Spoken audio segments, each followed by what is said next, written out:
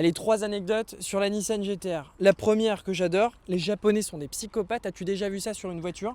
Tu as un petit morceau de PPF, si on peut appeler ça comme ça, qui fait jonction entre l'aile et le pare-choc avant pour ne pas que ça la frotte.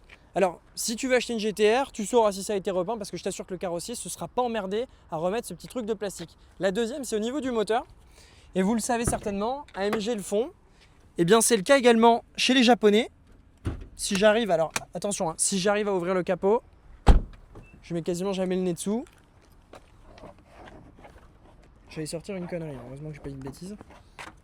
Voilà, c'est pas sa voiture, c'est une voiture de loc. Il sait même pas l'ouvrir, c'est en train de me casser la tête. Je sais vraiment pas l'ouvrir en fait. Je vais y mettre une mandale à la voiture. Je vais péter un plomb. Voilà, l'anecdote, mais je l'ai oublié, c'est un truc qui m'agace ça. C'est qu'il n'y a pas déjà de vérin. Parce que gain de poids oblige, c'est une voiture de sport, de course. Je vais réussir à me tomber le capot dessus. L'anecdote, c'est que vous avez le nom du mécano parce que ça a été construit, le moteur est construit par un seul mécano au Japon et vous l'avez juste ici.